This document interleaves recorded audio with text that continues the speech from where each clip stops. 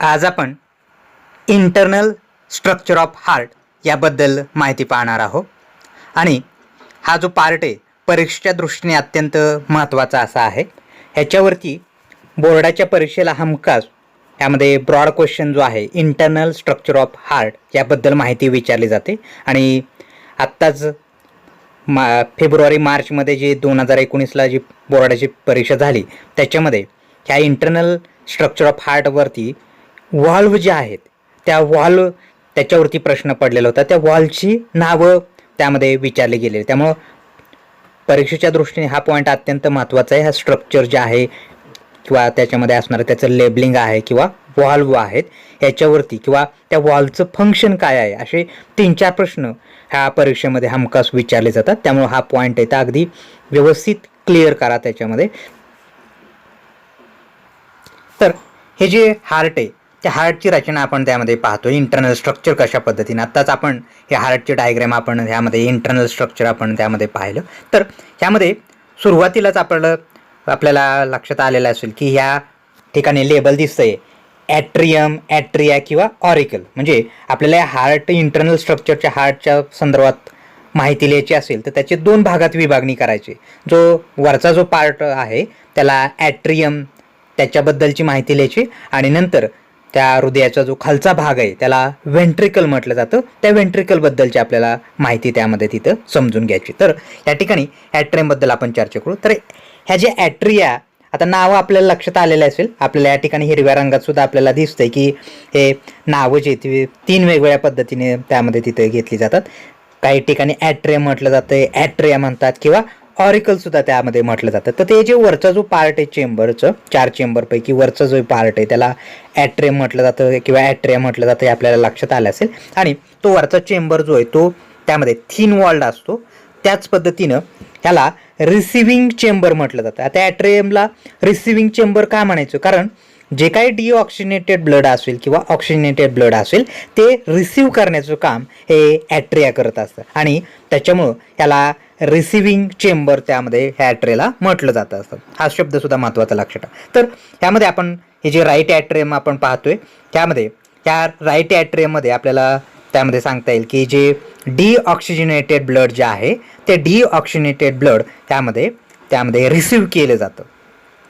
आता त्यामध्ये आपल्याला सांगता येतील की हे कुठून त्यामध्ये रक्त येणार आहे. तर वरचा पार्ट जो आहे त्याला सुपेरियर व्हेना कॅवा आपण म्हणत असतो. तर ह्या सुपेरियर व्हेना कॅवाच्या द्वारे शरीराच्या वरच्या भागातून हे जे ब्लड आहे ते राईट ॲट्रियम या ठिकाणी येत असतं. म्हणजे शरीराच्या वरच्या भागातून म्हटलं तर सुपेरियर व्हेना कॅवा किंवा त्याला दुसरं नाव प्री कॅव्हल असं सुद्धा म्हटलं जातं. आपण आता ॲरोच्या द्वारे पाहिलं की शरीराच्या वरच्या भागातून त्या सुपेरियर व्हेना कॅवाच्या द्वारे त्या किंवा त्याला प्रिकॅव्हल म्हटलं जातं त्याच्यातून शरीराच्या वरच्या भागातून राईट ॲट्रियम या ठिकाणी ब्लड. आता त्याच पद्धतीने आपल्या शरीराच्या खालचा जो भाग आहे त्या शरीराच्या खालच्या भागाचा आपण सांगता येईल की त्यामध्ये इन्फेरियर व्हेना कॅवा किंवा त्याला पोस्ट कॅव्हल असं म्हटलं जातं. तर ह्या पोस्ट कॅव्हलच्या द्वारे किंवा इन्फेरियर व्हेना कॅवाच्या द्वारे शरीराच्या खालच्या भागातून त्यामध्ये राईट ॲट्रियम या ठिकाणी हे ब्लड रिसिव्ह केलं जातं. आत्ताच आपण सांगितलं की राईट ॲट्रियम या ठिकाणी आपल्याला लक्षात आलेलं असेल शरीराच्या वरच्या भागातून पण रक्त येते आणि त्याच पद्धतीनं शरीराच्या खालच्या भागातून पोस्ट कॅव्हल किंवा इन्फेरियर व्हेना कॅवाच्या द्वारे सुद्धा या राईट ॲट्रियम या ठिकाणी. आणि काल जसं तो आपण सांगितलं की कलर त्याच्यामध्ये दिसतोय की निळा रंग, याचा अर्थ या ठिकाणी राईट ॲट्रियम या ठिकाणी डिऑक्सिजनेटेड ब्लड जे आहे ते त्यामध्ये रिसिव्ह केलं जात असतं.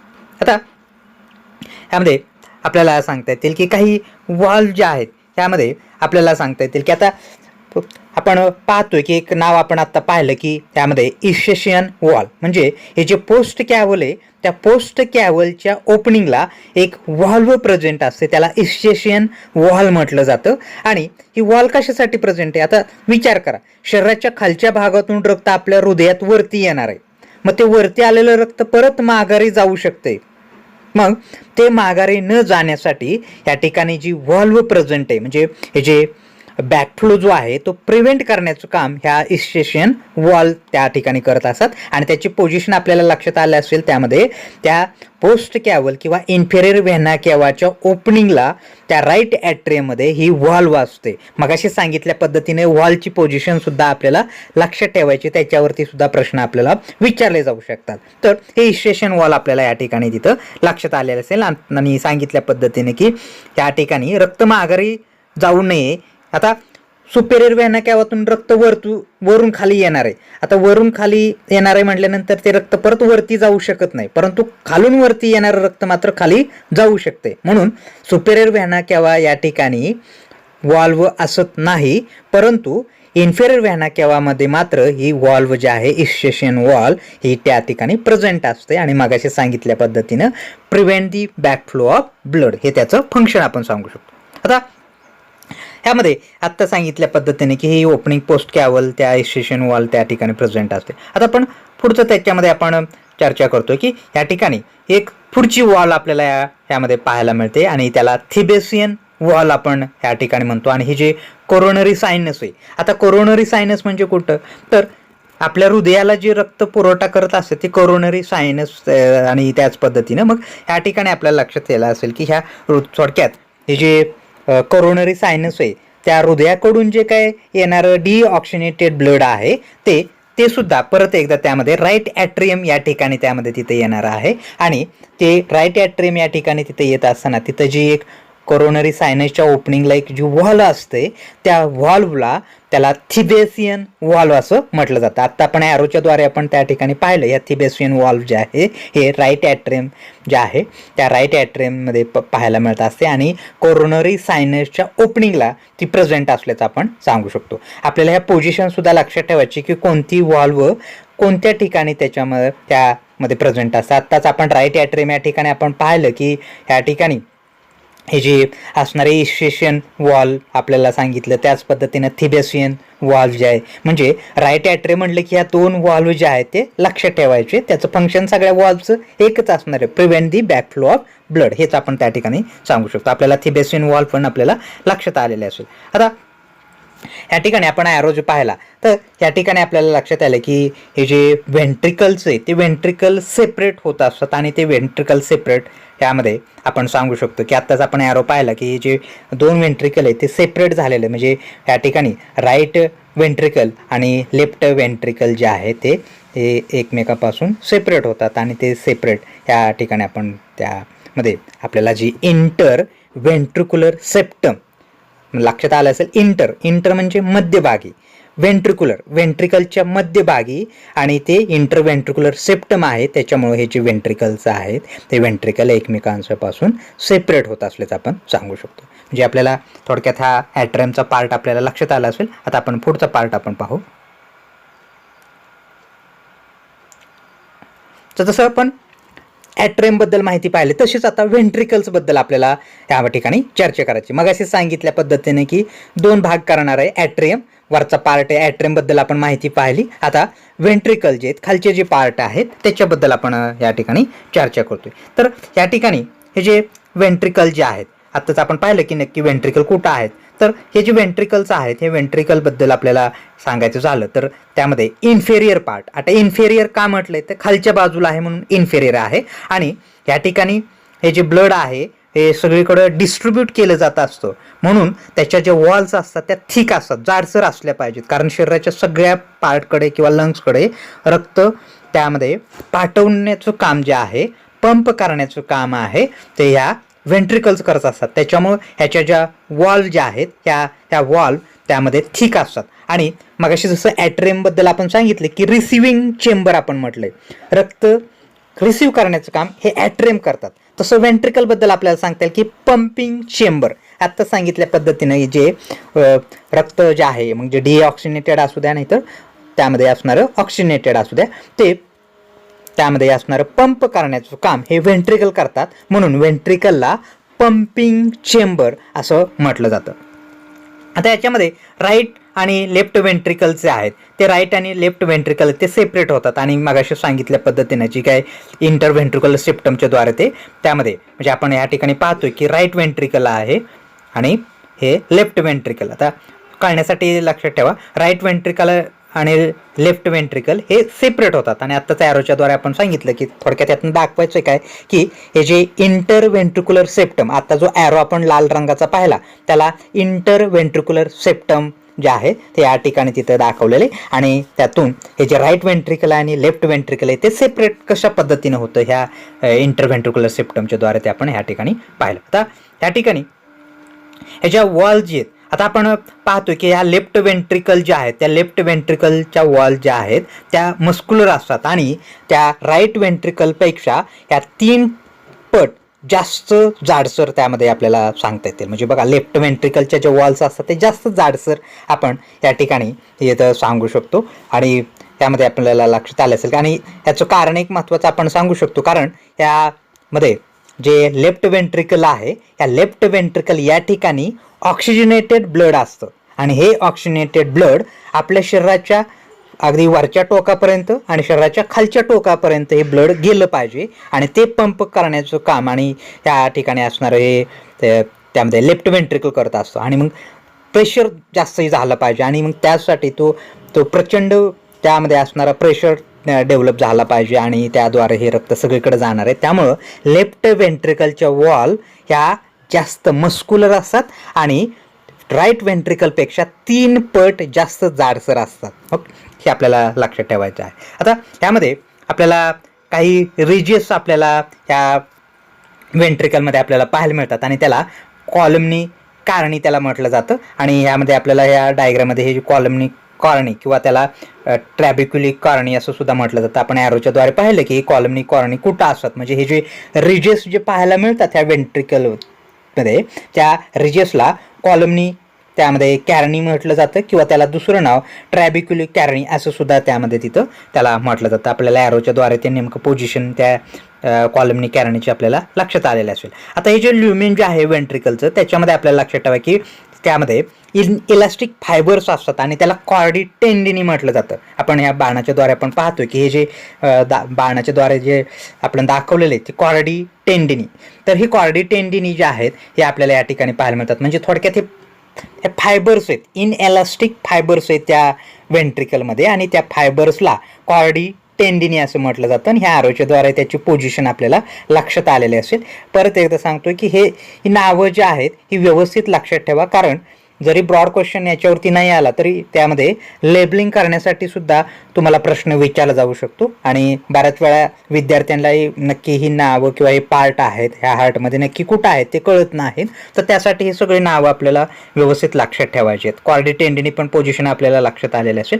आता या ठिकाणी आपल्याला हे 2 भाग आपण त्याच्या तिथे सांगितले की कॉर्डी टेंडिनी, दोन्ही कॉर्डी टेंडिनी आपल्याला या ठिकाणी आपल्याला पाहायला मिळत असतात. आता ह्यामध्ये हे जी कॉर्डी टेंडिनीबद्दल आपल्याला लक्षात ठेवायचं की ह्यामध्ये ही जी कॉर्डी टेंडिनी जी आहे ती म्हणजे आपल्याला त्याची पोझिशन मगाशी आपण पाहिल्या ॲरोच्याद्वारे. मग हे बायकस्पिड आणि ट्रायकस्पिड वॉल जे आहेत आणि ह्या बायकस्पिड आणि ट्रायकस्पिड वॉल्स त्याच पद्धतीने त्यामध्ये आपल्याला लक्षात ठेवा की ते अटॅच झालं आणि ते अटॅच झाले त्याला पॅप्लरी मसल्स म्हटलं जातं.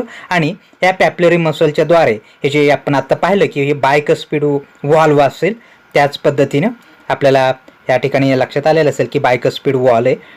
त्याच पद्धतीने या ठिकाणी आपण पाहिलं की ट्रायकस्पिड वॉल आहे. हे ट्रायकस्पिड वॉल आणि ते बायकस्पिड वॉल यांना हे पॅप्लरी मसल्स आहेत, ते पॅप्लरी मसल्स अटॅच झालेच आपण त्यामध्ये सांगू शकतो. आणि हे पॅप्लरी मसल काय करत असतात तर त्यामध्ये हे जे काय ओपनिंग म्हणजे थोडक्यात रेग्युलेशन करत असतात. कशाचं तर त्या ओपनिंग आणि क्लोजिंग हे बायकस्पिड वॉल आणि ट्रायकस्पिड वॉल जे आहेत ह्या बायकस्पिड आणि ट्रायकस्पिड वॉलचं ओपनिंग आणि क्लोजिंग यांचं त्यामध्ये रेग्युलेट करण्याचं काम हे कॉर्डी टेंडिनी जे आहेत हे करत असल्याचं सांगता येईल. म्हणजे हे थोडक्यात ते muscles fibre inelastic muscle fibres काय करत असतात तर त्याचं फंक्शन आपण सांगू शकतो की रेग्युलेट ओपनिंग अँड क्लोजिंग.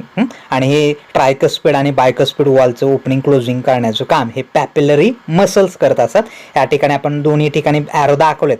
एक बायकस्पिड या ठिकाणी ॲरो दिसतोय आणि दुसरा ट्रायकस्पिड वॉल्व या ठिकाणी एक ॲरो दिसतोय. आणि ह्या अशा पद्धतीचे हे बायकस्पिड आणि ट्रायकस्पिड वॉलला हे पॅप्लरी मसल्स आहेत ते अटॅच होतात आणि त्यामुळं त्यामध्ये ओपनिंग आणि क्लोजिंग ह्या बायकस्पिड आणि ट्रायकस्पिड वॉलची होत असल्याचं आपण सांगू शकतो.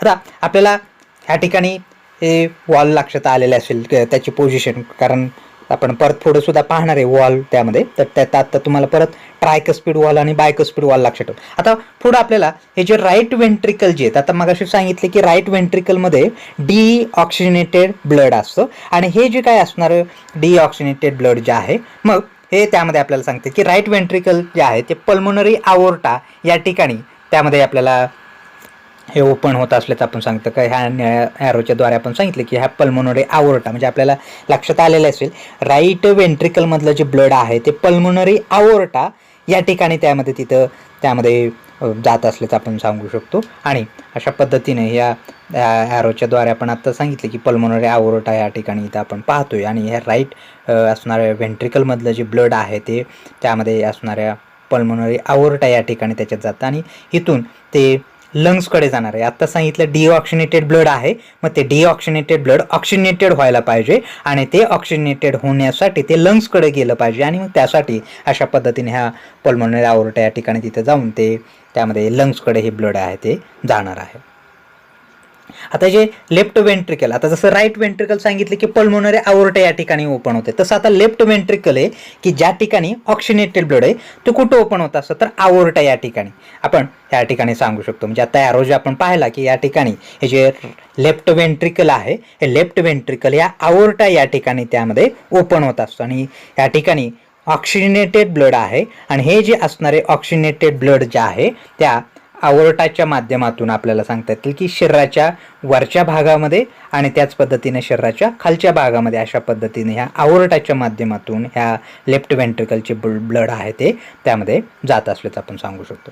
आता ह्यामध्ये आपल्याला पुढची वॉल आपल्याला या ठिकाणी सांगायचे, त्यामध्ये पल्मोनरी सेमिल्युनर वॉल जे आपण म्हणतो की आत्ताच आपण यामध्ये ॲरोच्या द्वारे आपण पाहिलं की पल्मोनरी सेमिल्युनर वॉल जे आहे.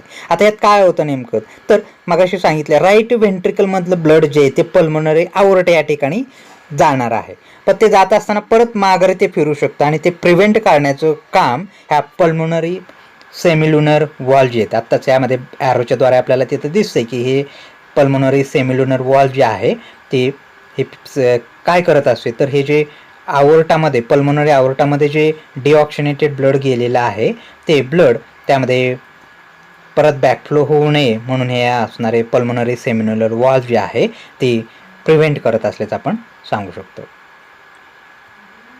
आता आपल्याला ह्या हार्टचे 4 कप्पे सांगितले, ती नावं आपल्याला लक्षात आली. आता एक अत्यंत महत्त्वाचा की आत्ता आपण जे काही नावं आपण सांगितली परंतु ती सेपरेट होती, ती वॉल्व आपल्याला यामध्ये तिथे लक्षात ठेवायचे आहेत, कारण ही वॉल्व आपल्याला महत्त्वाचे आहेत, विचारले जाऊ शकतात आणि त्यामुळं प्रत्येक वॉल आता कुठं कुठं आहे ते आपण ह्यामध्ये आपण पाहू. म्हणजे आपलं हे इंटरनल स्ट्रक्चरचं पण आपल्याला लक्षात येईल पार्ट आणि त्याच पद्धतीने वॉल जे आहेत ते सुद्धा त्याच्यामध्ये आपल्याला लक्षात येतं. आपण एक एक वॉल आपण त्यामध्ये पाहू आणि त्याचं फंक्शन पाहूया. तर या ठिकाणी आपल्याला पोझिशन लक्षात ठेवायची. तर आपल्याला माहिती आहे आत्ताच सांगितलं की राईट ॲट्रियम आपल्याला या ठिकाणी सांगायचं आहे. तर ह्या राईट ॲट्रियम या ठिकाणी वॉल्व असतात. मग त्या राईट ॲट्रियममध्ये आपल्याला कोणत्या वॉल प्रेझेंट असतात ते आपण पाहू. तर त्यामध्ये पहिली जी वॉल आपण त्या ठिकाणी सांगतोय इशेशियन वॉल आणि ती कुठं प्रेझेंट असतात तर ओपनिंग ऑफ पोस्ट कॅवल, म्हणजे मगाशी सांगितलं शरीराच्या खालच्या भागातून जे रक्त येतं त्यामध्ये आपल्याला सांगता येईल की इन्फेरियर वेना कॅवाच्या द्वारे किंवा त्याला पोस्ट कॅवल म्हटलं. मग त्या पोस्ट कॅवल त्या ठिकाणी जे ओपनिंग होणार आहे त्या ठिकाणी जी वॉल्व असते त्याला इशेशियन वॉल म्हटलं जातं. आपल्याला पोझिशन लागतं. आता पुढची वॉल आपण थिबेसियन वॉल आपण पाहतोय, म्हणजेच कुठं तर ओपनिंग ऑफ कोरोनरी सायनस. तर राईट ॲट्रियम या ठिकाणीच ही वॉल असणार आहे आणि मगाशी सांगितलं जी कोरोनरी सायनस आहे जे तो ओपन होणार आहे त्या ठिकाणी वॉल असणार आहे. आता आपण ॲरोच्या द्वारे पाहिलं की या ठिकाणी जी वॉल असते राईट ॲट्रियम या ठिकाणी त्याला थिबेसियन वॉल म्हटलं आणि कोरोनरी सायनसच्या ओपनिंग या ठिकाणी ती प्रेझेंट असले सांगतात. म्हणजे आपल्याला त्या आकृतीवरनं नावावरनं आपल्याला लक्षात आलेलं असेल राईट ॲट्रियम या ठिकाणी त्यामध्ये ओपनिंग ऑफ पोस्ट कॅवल म्हणजेच इन्फेरियर व्हेना कॅवाच्या ओपनिंगला इशेशियन वॉल प्रेझेंट असते. तर त्यामध्ये ओपनिंग ऑफ कोरोनरी सायनस या ठिकाणी थिबेसियन वॉल प्रेझेंट असतो. आता पुढची वॉल आपण त्यामध्ये तिथं पाहू ट्रायकस्पिड वॉल. आता या ठिकाणी आपण सांगितलं की आता हे जे ब्लड आलेलं आहे डिऑक्सिजनेटेड त्या सुपेरियर व्हेना कॅवा आणि इन्फेरियर व्हेना कॅवातून ह्या राईट ॲट्रियम या ठिकाणी. आता त्या राईट ॲट्रियममधलं जे ब्लड आहे त्या राईट ॲट्रियममधलं ब्लड राईट वेंट्रिकलमध्ये म्हणजे खाली जाणार आहे, त्या खालच्या दिशेला तिथं जाणार आहे. आता ते खाली आल्यानंतर परत राईट ॲट्रियम म्हणजे राईट वेंट्रिकलमधलं ब्लड परत राईट ॲट्रियममध्ये जाऊ नये यासाठी त्यामध्ये जी वॉल्व असतात त्याला ट्रायकस्पिड वॉल्व म्हटलेलं आहे. आता या ठिकाणी आपण या ॲरोच्या द्वारे आपण पाहत आहे की ही जे ट्रायकस्पिड वॉल्व नेमकं कुठं आहे. आता आपल्याला पोझिशन लक्षात आलेले आहे, चेंबर कळलेले आहेत आणि आपण सांगितलं की जे राईट ॲट्रियममधलं डिऑक्सिनेटेड ब्लड आहे ते डिऑक्सिनेटेड ब्लड ह्या राईट वेंट्रिकलमध्ये जाणार आहे आणि ते राईट वेंट्रिकलमध्ये आलेलं ब्लड परत त्यामध्ये राईट ॲट्रियममध्ये जाऊ नये यासाठी जी वॉल असते 3 फ्लॅप त्यामध्ये आपल्याला पाहायला मिळतात आणि म्हणून ह्या ठिकाणी आपल्याला ट्रायकस्पिड वॉल्व जे आहे ते आपण ह्या ठिकाणी सांगू शकतो. आपण ॲरोच्या द्वारे आपल्याला पोझिशन लक्षात आले असेल. ट्रायकस्पिड वॉल्व म्हणजे आपल्याला बघा त्यामध्ये इशेशियन वॉल्व पाहिली, थिबेशियन वॉल्व पाहिली आणि त्याच पद्धतीने ट्रायकस्पिड वॉल्व. आता ही सगळं जे आहे ते राईट साईडला ह्या वॉल 3 आपल्याला प्रेझेंट असतात. म्हणजे आपल्याला पोझिशनवरनं पण लक्षात येईल की कुठल्या वॉल कुठं त्यामध्ये प्रेझेंट असतात. आता पुढचं वॉल आपण त्या ठिकाणी पाहूया. तर या ठिकाणी जसं ट्रायकस्पिड वॉल आपल्याला ह्या राईट साईडला पाहिले तसं आता लेफ्ट साईडला त्यामध्ये आपण पाहतोय ती बायकस्पिड वॉल. आता आपल्याला ह्या ॲरोच्या द्वारे लक्षात येईल की त्या बायकस्पिड वॉलची पोझिशन नेमकी कुठं आहे. तर ही जी वॉल आहे आता आपल्याला ह्यामध्ये मगाशी जसं ट्रायकस्पिडमध्ये 3 फ्लॅप आपल्याला दिसत होतं तसं आपल्याला या ठिकाणी 2 फ्लॅप या ठिकाणी दिसत आहेत आणि ही जी वॉल्व आहे त्याला बायकस्पिड वॉल्व म्हटलेलं आहे. म्हणजे 2 फ्लॅप आहे म्हणून बायकस्पिड आणि आपल्याला या ठिकाणी ते लक्षात आलेलं असेल. आता ही बायकस्पिड वॉल्व का प्रेझेंट येतं तर आपल्याला ह्यामध्ये लक्षात आले असेल की जे लेफ्ट ॲट्रियम आहे त्या लेफ्ट ॲट्रियम या ठिकाणी त्यामध्ये पल्मोनरी व्हेनच्याद्वारे ऑक्सिजनेटेड ब्लड येणार आहे आणि ते लेफ्ट ॲट्रियममधलं जे ब्लड आहे ते लेफ्ट वेंट्रिकलमध्ये जाणार आहे आणि ते लेफ्ट वेंट्रिकलमध्ये आलेलं ब्लड परत त्यामध्ये लेफ्ट ॲट्रियममध्ये न जाण्यासाठी जी वॉल्व प्रेझेंट असतं ती म्हणजे बायकस्पिड वॉल्व. म्हणजे थोडक्यात आपल्याला लक्षात आलेलं असेल की एकदा हे जे ब्लड त्या लेफ्ट वेंट्रिकलमध्ये गेलं की परत लेफ्ट ॲट्रियममध्ये ब्लड जाणार नाही माघारी, कारण त्या ठिकाणी जी वॉल्व असते ती